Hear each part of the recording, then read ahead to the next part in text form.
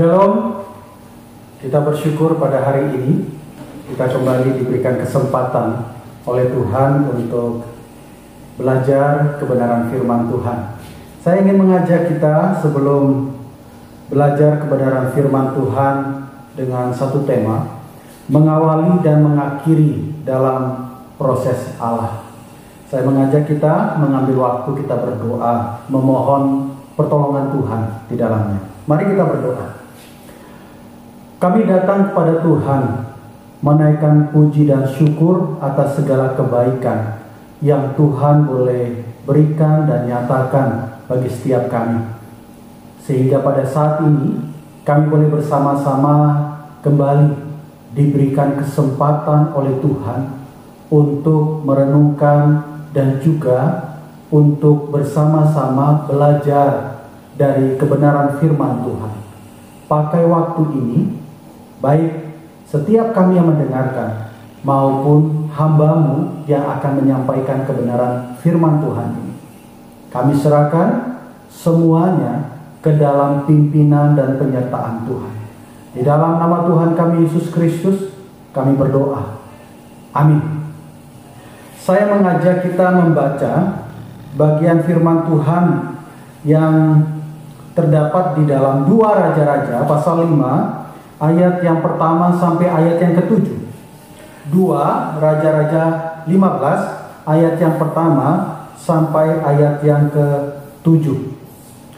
Kalau kita sudah mendapatkannya, saya akan bacakan buat setiap kita. Kita bisa memperhatikan bagian ini. Apa yang akan saya bacakan ini dengan saksama. 2 Raja-Raja pasal 15 ayat yang pertama. Dalam tahun ke-27 zaman Yerobeam Raja Israel, Asaria anak Amazia Raja Yehuda menjadi raja. Ia berumur 16 tahun pada waktu ia menjadi raja, dan 52 tahun lamanya ia memerintah di Yerusalem. Nama ibunya ialah Yekolia dari Yerusalem. Ia melakukan apa yang benar di mata Tuhan, tepat seperti yang dilakukan Amazia ayahnya.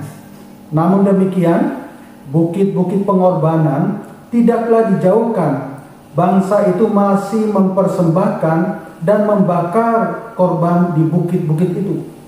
Maka Tuhan menimpakan tula kepada raja, sehingga ia sakit kusta sampai hari kematiannya, dan tinggal dalam sebuah rumah pengasingan.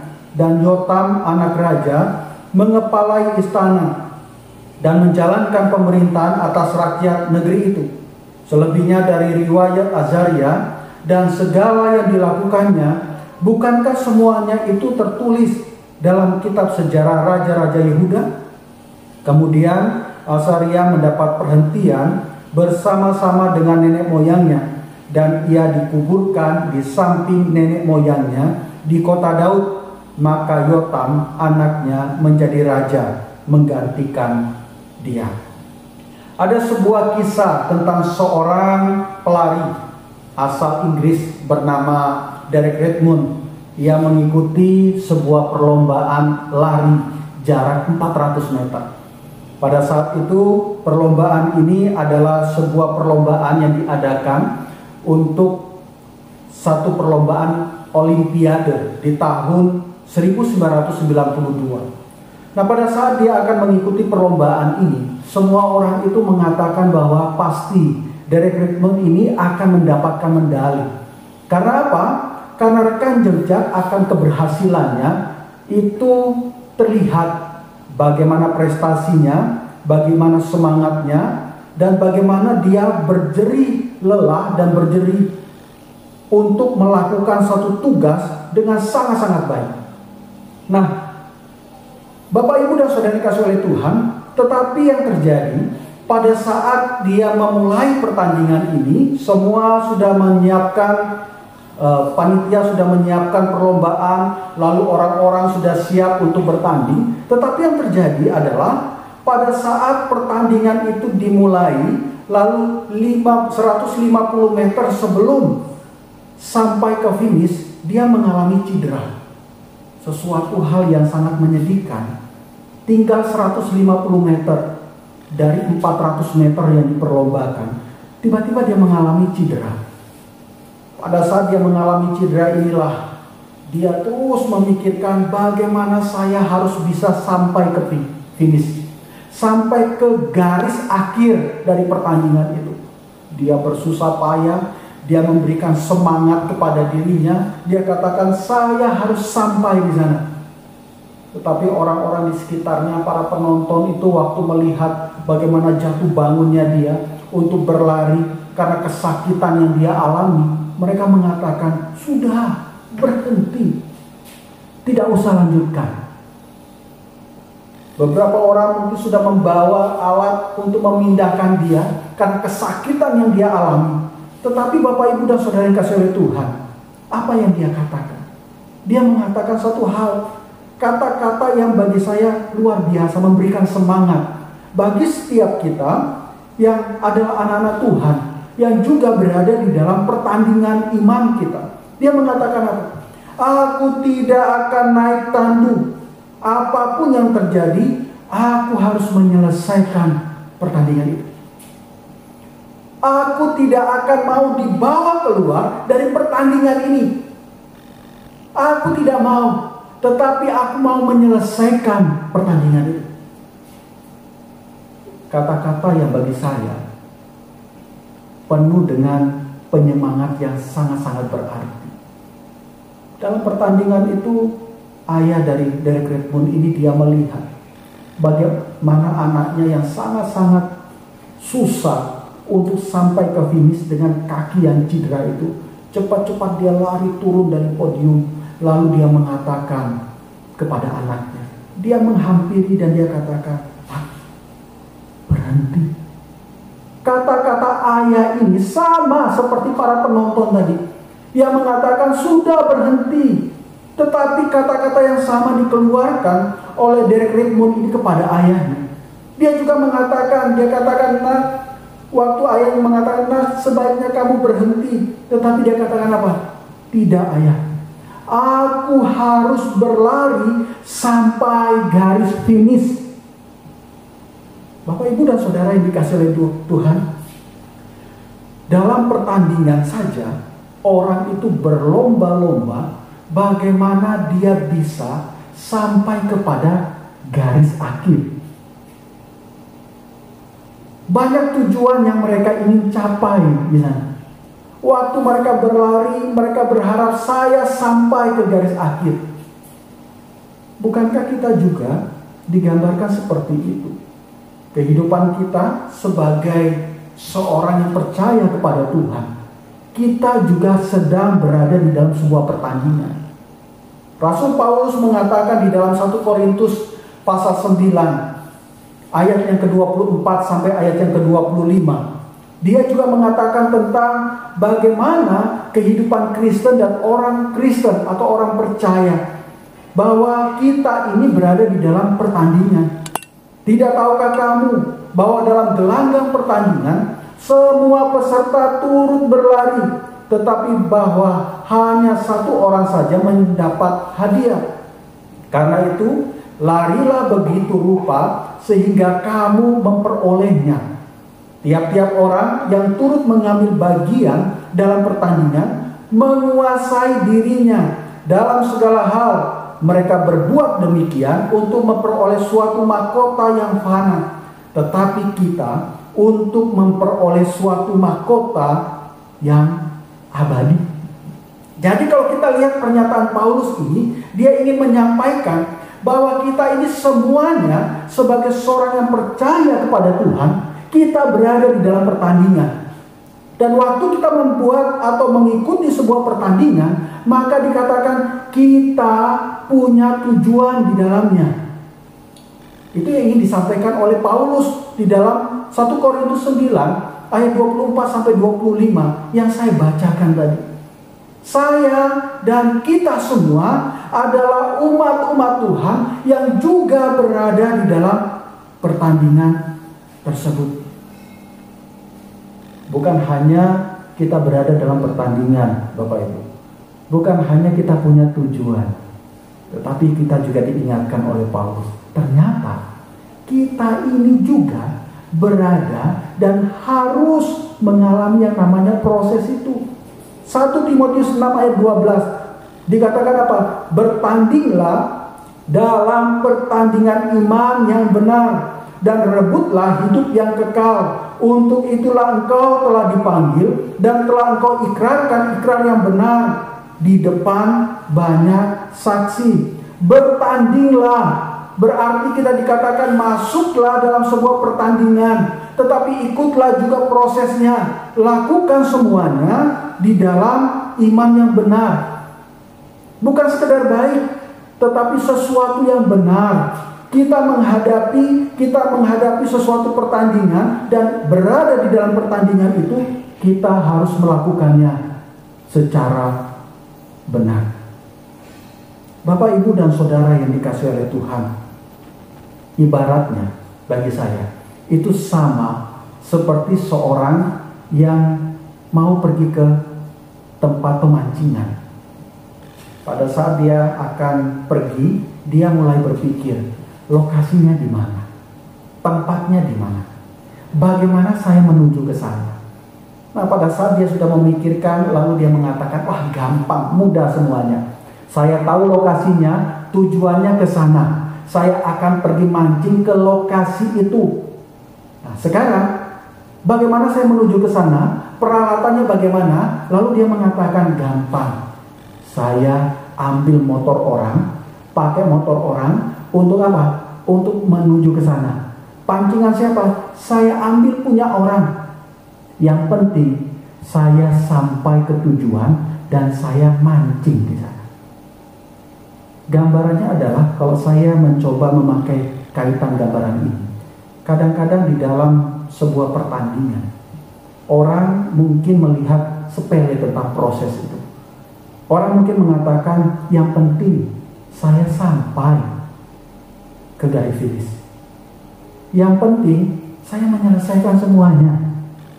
Bapak, Ibu, dan Saudara yang kasih oleh Tuhan, tidak semudah itu dan tidak segampang itu. Ternyata ada hal-hal yang kita harus pikirkan dengan baik. Karena apa? Karena setiap apa yang kita hadapi pasti akan menuai sesuatu bagi kita juga. Di dalam bacaan yang tadi saya bacakan buat setiap kita, ini adalah sebuah kisah yang bagi saya sangat menarik tentang sebuah perjalanan kehidupan umat Tuhan, salah satu umat Tuhan. Nah, di dalam bagian itu diperkenalkan tentang seorang yang bernama Azaria. Dia adalah seorang raja dari kerajaan Yehuda. Memang tidak terlalu banyak catatan yang diberikan di dalam 2 Raja-Raja 15 ini tentang Azaria. Tetapi di dalam ayat yang ke-6 disampaikan, selebihnya dari riwayat Azaria dan segala yang dilakukannya, bukankah semuanya itu tertulis dalam kitab sejarah Raja-Raja Yehuda? Nah, berarti ada catatan mengenai raja ini. Apa yang dia lakukan, apa yang dia perbuat. Waktu saya mencoba mencari tahu tentang Raja Azaria ini, saya tidak menemukannya nama ini. Hanya Azaria itu ada sebutan untuk beberapa nama yang lain, seperti seorang imam. Tapi Bapak, Ibu, dan Saudara yang kasih oleh Tuhan, ada kisah yang hampir mirip dengan Azaria ini. Khususnya di dalam catatan Alkitab, yaitu 2 Tawarik pasal yang ke-26. 2 Tawarik pasal 26, di situ disebutkan seorang raja bernama Raja Uzia. Yang menariknya dari Raja Uzia ini, namanya beda dengan Azaria, tetapi ayahnya sama, ibunya sama. Usia diangkat menjadi raja sama. Ayahnya siapa? Di dalam catatan Alkitab 2 Raja-Raja kita menemukan ayah dari Azaria adalah Amazia. Nah, ayah dari Raja Uzia juga sama, Amazia. Ibunya siapa? Ternyata sama. Ibunya adalah seorang yang bernama Yekolia. Baik catatan di dalam 2 Raja-Raja 15 maupun 2 Tawarik 26 menyebutkan Amazia dan Uzia ini ibunya sama, yaitu Yekolia, bersama berasal dari Yerusalem. Dan waktu mereka diangkat menjadi raja, itu dikatakan usia 16 tahun. Berarti Bapak Ibu dan saudara yang kasih oleh Tuhan, Uzia dan Amazia ini adalah satu orang. Mereka sama, dalam arti mereka ini adalah tokoh yang sama, dengan nama yang berbeda yang tercatat di dalam Alkitab. Ya, kemungkinan itu banyak. Mengapa nama ini bisa berbeda? Mungkin saja itu nama panggilan ya yang diberikan. Lalu karena di dalam catatan Tawarik lebih dikenal, lebih mudah dipanggil, atau biasanya dipanggil dengan Uzia, maka ditulislah Raja Uzia. Tetapi di dalam raja-raja, kitab raja-raja yang dikatakan bahwa di situ ditulis Azaria, maka kita menemukan namanya adalah Azaria. Nah, Bapak Ibu dan saudara yang kasih oleh Tuhan, raja ini adalah raja yang bisa dikatakan memiliki beberapa keberhasilan di dalam proses yang dia lakukan untuk memimpin kerajaan Yehuda. Dia tercatat memiliki beberapa keberhasilan yang sangat-sangat membanggakan. Yang pertama, Raja Azaria adalah seorang raja yang diangkat pada usia yang masih muda. Usianya tadi kita baca, yang saya bacakan buat setiap kita, itu dikatakan usianya adalah 16 tahun. Ada beberapa catatan tentang raja-raja yang usianya itu sangat-sangat muda. Kalau kita menemukan dan membaca di dalam kitab 2 Tawarik, di situ kita menemukan ada beberapa raja yang dia memiliki usia yang sangat-sangat muda. Misalnya, ada seorang raja bernama Yosia. Dia ini diangkat menjadi raja di Yehuda, usianya itu adalah 8 tahun. Lalu ada raja bernama Raja Manasye. Dia diangkat menjadi raja, usianya adalah 12 tahun. Dan yang kita baca tadi adalah Raja Azaria, usianya 16 tahun. 16 tahun kalau masa ini, maka kita bisa perkirakan dia masih SMA. Tetapi sudah diberikan tanggung jawab untuk menjadi seorang raja. Berarti Bapak, Ibu, dan Saudara yang dikasih oleh Tuhan, panggilan yang diberikan kepada Azaria atau Uzia ini adalah panggilan yang sangat-sangat penting. Usia 16 tahun saja dia sudah dipercayakan untuk memimpin sebuah kerajaan. Tidak menunggu usianya 40 tahun, 50 tahun, tidak. Karena memang dibutuhkan untuk memimpin kerajaan Yehuda. Bagi saya ini sebuah kebanggaan. Usia muda, dia memimpin, dan nanti kita melihat beberapa prestasi yang dia punya. Dan prestasinya, saya katakan usia muda dengan segudang prestasi itu sangat-sangat luar biasa. Apa prestasinya? Kita perhatikan Bapak Ibu. Dia ini, Azaria ini mampu mengelola kerajaan dengan baik. Mampu menata segala segi pemerintahan dengan sangat-sangat baik. Contohnya, di dalam 2 Tawarik 26 ayat 6 dikatakan seperti ini. Pertama, maka majulah ia berperang melawan orang-orang Filistin dan membongkar tembok Gad, Yabne, dan Asdod, lalu mendirikan kota-kota di sekitar Asdod dan di lain-lain wilayah orang Filistin. Dia berperang, dia maju ke medan pertempuran, dia mendapatkan kemenangan, lalu dia memperluas wilayah jajahannya. Bayangkan, usia yang sangat muda, Waktu dia mencoba menata, dia berhasil memenangkan pertempuran demi pertempuran, dan dia membangun namanya tempat-tempat atau monumen atau tugu untuk menunjukkan bahwa disinilah lokasi kerajaan kami. Bukan hanya itu, bukan sekedar dia menang pertempuran, dia juga disegani. Di dalam ayat yang ke-8 dari 2 Tawarik 26 dikatakan, orang-orang Amon membayar upeti kepada Uzia. Namanya termasyhur sampai ke Mesir karena kekuatannya yang besar. Dia sebagai seorang raja, dia sangat disegani. Nama besarnya Azaria atau Uzia ini itu sampai ke Mesir. Orang-orang itu pasti memperbincangkan tentang raja ini. Raja yang penuh dengan keberhasilan. Bapak Ibu dan saudara yang kasih oleh Tuhan, mampu memenangi pertempuran, dia disegani, kerajaan-kerajaan membayar pajak kepada dia, lalu ditambah, dia juga mencoba menata kekuatan-kekuatan yang dia miliki di kerajaannya. Tentara-tentaranya dia pilih adalah tentara-tentara terbaik. Dia perlengkapi dengan persenjataan yang sangat-sangat terbaik. Bahkan Bapak Ibu dan saudara yang kasih oleh Tuhan, di dalam 2 Tawarik pasal 26 ayat yang ke-11 sampai ayat yang ke-15, di situ disampaikan bagaimana kerajaannya itu sangat-sangat kokoh. Ada alat-alat pertempuran yang ditaruh di beberapa sudut kerajaan itu. Untuk apa? Untuk mengamankan kerajaan itu. Berarti saya bisa sampaikan kepada kita, dia bukanlah seorang raja yang sekedar raja.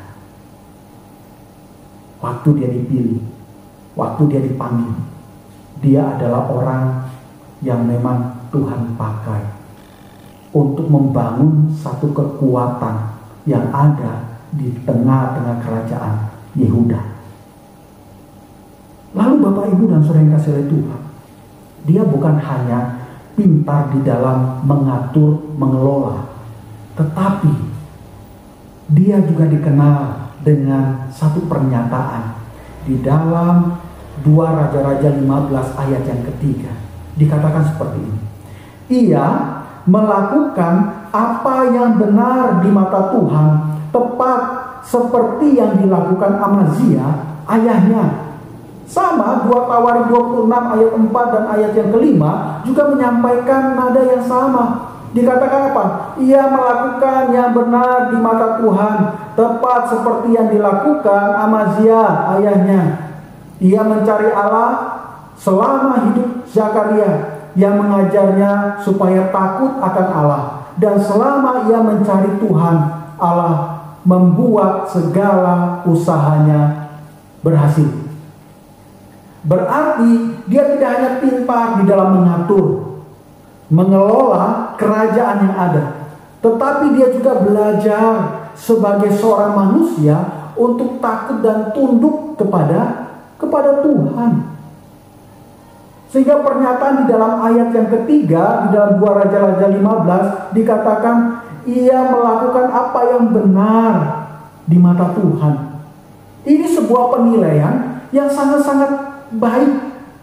Tetapi Bapak Ibu dan saudara yang kasih oleh Tuhan, kalau kita coba perhatikan data keberhasilan Azaria ini, dia dikatakan bahwa dia berhasil, namun di dalam pasal yang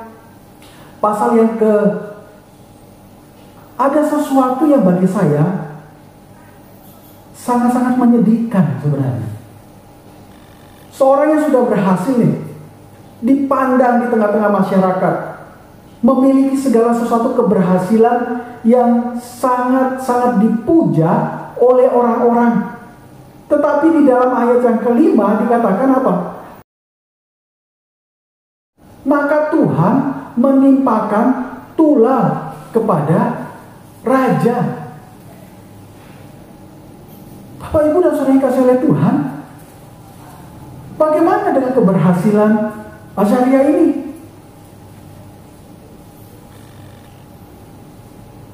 Apa yang sudah dia dia bangun, sepertinya tidak ada hasilnya.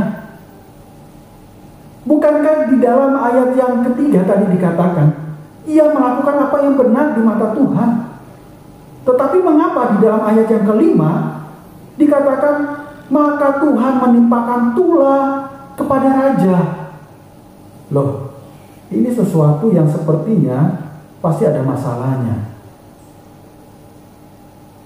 Gambarannya yang mungkin saya bisa berikan kepada kita adalah seperti mungkin seorang yang merasakan satu menu masakan yang dia masak sendiri, lalu dia mengambil kuah dengan menggunakan sendok dan dia mencicipi, rasanya hambar. Dia berikan lagi garam atau penyedap, dia masih tetap merasakan yang sama dari sendok yang sama. Terus dia lakukan itu, padahal apa? Ini sudah ditambah, hambar semuanya. Waktu dia merasa menu yang ada, waktu dia merasakan, saya yakin bumbu garam itu sangat-sangat banyak, dan apa? Masakan yang sedemikian banyaknya itu pasti akan dibuang, gak ada artinya. Jadi bayangkan, saya membayangkan itu kehidupan dari Azaria itu seperti itu. Dia lakukan segala keberhasilannya, tetapi Tuhan melihatnya itu hambar, gak ada artinya. Itu terlihat dari mana Bapak Ibu? Dari tulah yang Tuhan berikan, yaitu Tuhan memberikan sakit kusta kepada dia. Mengapa ayat yang kelima ini penting? Harus tercatat. Karena ini adalah satu poin yang harus kita juga renungkan tentang akhirnya Tuhan itu menolak apa yang dilakukan oleh Azaria. Sakit kusta itu jangan dianggap sebagai sakit secara jasmani.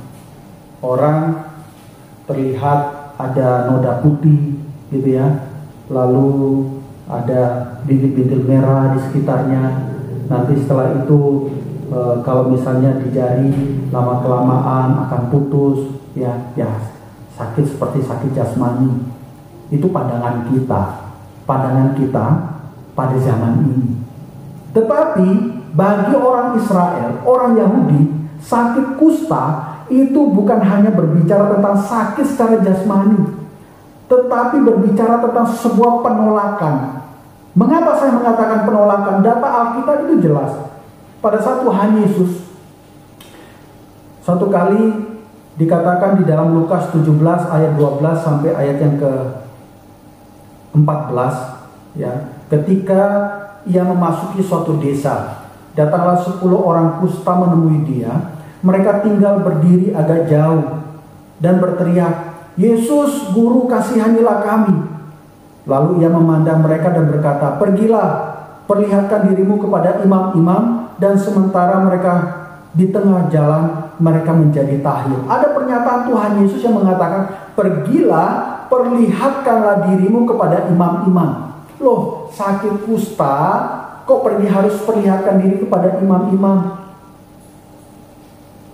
Di dalam Imamat 13 ayat 9 juga disampaikan pesan yang nadanya hampir sama. Apabila seorang kena kusta, ia harus dibawa kepada imam. Loh, apa tujuannya? Orang sakit kusta ya bawa ke tabib, disembuhkan. Tetapi mengapa harus datang kepada imam? Sakit kusta bukanlah sakit sembarangan. Sakit kusta adalah menggambarkan tentang sebuah penolakan. Jadi kita melihat seorang yang sakit kusta, maka dia akan disingkirkan keluar dari daerahnya. Dia berada di luar dari benteng itu. Dia terusir. Dia tidak bisa lagi bertemu dengan kerabatnya, keluarganya. Bahkan untuk datang menyembah Tuhan di bait Allah, mereka tidak bisa. Karena apa? Karena sakit kusta. Jadi sakit kusta yang dialami oleh Azaria adalah sakit di mana menunjukkan bahwa dia ini ditolak oleh Tuhan. Tuhan tidak berkenan lagi, walaupun keberhasilannya sangat-sangat luar biasa, tetapi Tuhan menolak dia. pernyataan Tuhan Yesus di dalam Matius 7 ayat 22 sampai 23 mungkin bisa menjadi perenungan kita lebih dalam tentang penolakan ini. Dikatakan seperti ini. Pada hari terakhir banyak orang akan berseru kepadaku, Tuhan, Tuhan, bukankah kami bernubuat demi namamu dan mengusir setan demi namamu dan mengadakan banyak mujizat demi namamu juga? Pada waktu itulah aku berterus terang kepada mereka dan berkata, aku tidak pernah mengenal kamu, hanyalah daripadaku kamu sekalian pembuat kejahatan. Ditolak. Tidak sedikit perang yang mereka lakukan. Mereka sampai mengatakan kami mengusir setan, kami mengadakan mujizat, kami bernubuat. Ini kan bagi saya seorang hamba Tuhan yang diberikan karunia oleh Tuhan melakukan ini luar biasa ya. Tapi karunia sebesar ini Tuhan bisa mengatakan apa? Aku tidak pernah mengenal kamu. Loh, mereka lakukan demi Tuhan loh. Tetapi Tuhan mengatakan aku tidak mengenal kamu. Pesan ini ingin menyampaikan bahwa Tuhan tidak berkenan dengan apa yang dilakukan oleh manusia. Sama seperti Raja Azaria. Sudah lakukan yang sangat-sangat luar biasa, tapi Tuhan mengatakan, aku menolak, tidak mau. Bapak, Ibu, dan saudara kasih oleh Tuhan, kita harus cari penyebabnya. Apa yang menjadi penyebabnya? Azaria ini akhirnya ditolak oleh Tuhan. Kok Tuhan itu tidak melihat mengenai kinerjanya, susah payahnya, pengorbanannya? Tetapi mengapa Tuhan itu akhirnya menolak dia? Pasti kan ada masalah yang besar yang sebenarnya terjadi dengan Azaria ini. Dan kita bersyukur Bapak, Ibu, dan saudara yang kasih oleh Tuhan, Alkitab di dalam catatan Alkitab menyampaikan apa yang menjadi penyebabnya. Coba kita perhatikan di dalam 2 Raja-Raja 15 ayat yang keempat. Apa yang dilakukan oleh Azaria? 2 Raja-Raja pasal 15 ayat yang keempat. Dikatakan seperti ini. Namun demikian, bukit-bukit pengorbanan tidaklah dijauhkan. Bangsa itu masih mempersembahkan dan membakar korban di bukit-bukit itu. Di dalam ayat yang ketiga dikatakan ia melakukan apa yang benar di mata Tuhan, gitu ya. Ayat yang kelima dikatakan maka Tuhan menulahi. Loh, mengapa ditulah? Ternyata di dalam ayat yang keempat kita menemukan masalah pertama yang dialami oleh Azaria adalah dia membiarkan umat Tuhan itu melakukan dosa terus. Azaria ini dipilih, dia tidak dipilih untuk memimpin orang Filistin, tidak. Tuhan memilih dia tidak untuk memimpin orang Mesir, enggak. Tuhan tidak memilih dia untuk memilih orang Amon, bukan. Tetapi waktu Tuhan memilih dia untuk memimpin umat Tuhan, pada saat dia memimpin umat Tuhan, maka Tuhan mengatakan, engkau harus membimbing umat itu. Tetapi apa yang terjadi? Dia membiarkan umat itu melakukan tindakan-tindakan yang salah di hadapan Tuhan. Itu yang dia lakukan. Karena itu di dalam ayat yang keempat dikatakan bahwa bukit-bukit pengorbanan itu tidak dijauhkan. Umat itu masih beribadah di sana. Bukannya beribadah kepada Tuhan yang sudah memimpin bangsa Israel, yang sudah melakukan begitu banyak pemeliharaan kepada umat Tuhan, malahan mereka dibiarkan. Nah, pembiaran inilah yang bagi saya menjadi hal pertama kesalahan daripada Azaria. Saya pikir kita sebagai hamba Tuhan, diaken, bahkan kita sebagai jemaat, Kita ini dipanggil sama untuk peduli kepada saudara-saudara kita. Kita yang sudah mengenal Tuhan, kita tidak sedang membiarkan mereka. Karena kita dipanggil kepada siapa? Kepada umatnya Tuhan. Orang yang Tuhan itu pilih, yang Tuhan itu panggil. Kita membimbing mereka. Pada saat kita membiarkan, maka disinilah sebuah tanggung jawab kita yang sebenarnya Tuhan tuntut. Apakah kita ini sungguh-sungguh bertanggung jawab di hadapan Tuhan?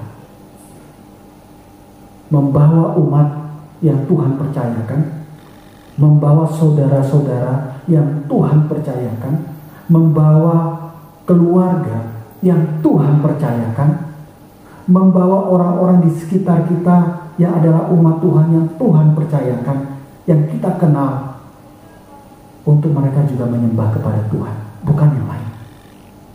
Pada saat kita membiarkan, disitulah Tuhan akan melihat kita tidak bertanggung jawab kepadanya. Lalu yang kedua, apa yang menyebabkan Tuhan akhirnya memberikan tulah, yaitu kusta kepada Azaria?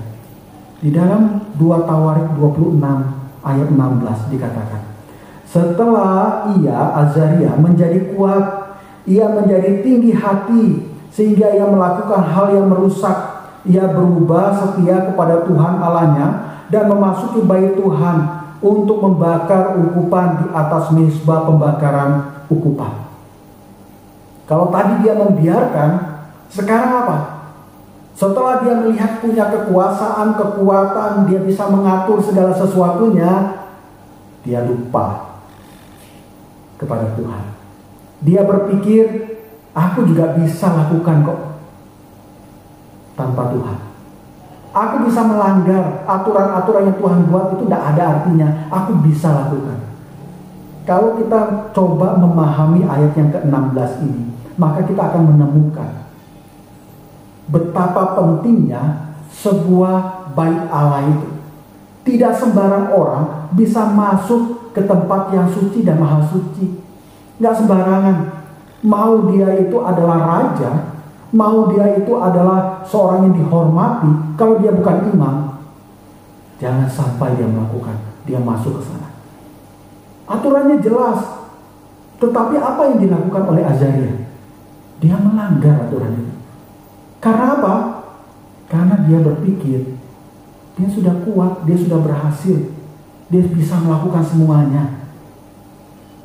Tidak penting, aturan itu dia singkirkan. Aturan-aturan yang mungkin membatasi dirinya, dia tidak pakai. Aturan itu apa? Aturan itu bagi dia adalah dirinya. Itulah aturan. Ingat, kita bertanggung jawab kepada Tuhan. Kita diberikan aturan oleh Tuhan sebagai umat Tuhan, untuk kita berada di dalam proses sebuah pertandingan. Lakukanlah itu dengan tetap rendah hati di hadapan Tuhan. Itu yang Tuhan inginkan. Sejauh mana kita melakukan proses itu, kita tetap mengatakan, Tuhan, tanpamu aku gak ada artinya. Keberhasilan yang Tuhan berikan saat ini itu bersumber daripada kekuatan yang Tuhan berikan saat ini, semuanya daripada. Tanpa Tuhan tidak ada artinya. Mengapa Paulus di dalam 2 Timotius 4 ayat 7 dia mengatakan seperti ini, aku telah mengakhiri pertandingan yang baik, aku telah mencapai garis akhir, dan aku telah memelihara iman. Ini sepertinya sesuatu subjektif, penilaian dari dirinya. Tetapi sebenarnya ini sebuah ungkapan jujur yang dia ingin sampaikan. Dia bukan sombong. Dia bukan sedang menyampaikan aku ini tentang dirinya, tidak. Tetapi dia ingin menyampaikan sebuah pesan. Bagaimana dia menjalankan semua proses itu dengan baik. Karena siapa? Karena Tuhan. Dia melakukan, dia bisa menyelesaikan pertandingan dan segala sesuatunya karena Tuhan. kerinduan setiap kita, baik seorang hamba Tuhan, seorang diaken, jemaat Tuhan, kita tidak sedang sekedar menyelesaikan pertandingan. Kita tidak sekedar sedang sampai kepada finish, tetapi kita sedang berjuang bersama-sama. Kita sedang berjuang bersama Tuhan. Tuhan pimpin kita, menguatkan kita untuk masuk di dalam proses bersama Tuhan. Sudahkah proses yang kita lalui adalah proses yang sungguh-sungguh berkenan di hadapan Tuhan? Proses yang akhirnya tidak membuat kita kecewa waktu kita akan menerima hasilnya. Kita tidak mendengar sapaan Tuhan kepada kita yang mengatakan, "Aku tidak mengenal kamu, enyalah engkau dari hadapanku. Aku tidak menerima apa yang engkau lakukan, pergilah dari hadapanku." Tetapi kita sama-sama ingin sebuah pernyataan yang Tuhan akan sampaikan kepada setiap kita.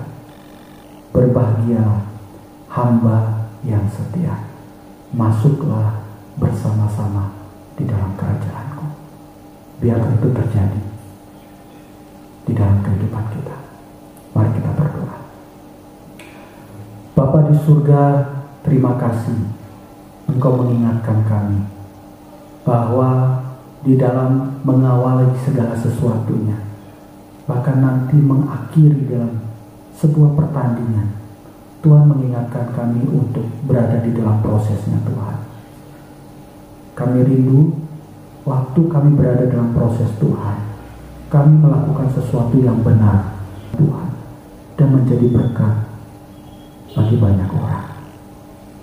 Mohon pimpinan-Mu ya Tuhan, pakai setiap kami, baik kami sebagai hamba Tuhan, kami sebagai diaken, kami sebagai aktivis, kami sebagai jemaat Tuhan. Pakai kami untuk mengawali dan mengakhiri sebuah pertandingan. Kami tidak lupa, kami terus berada di dalam prosesnya Tuhan. Di dalam nama Tuhan kami Yesus Kristus, kami berdoa. Amin.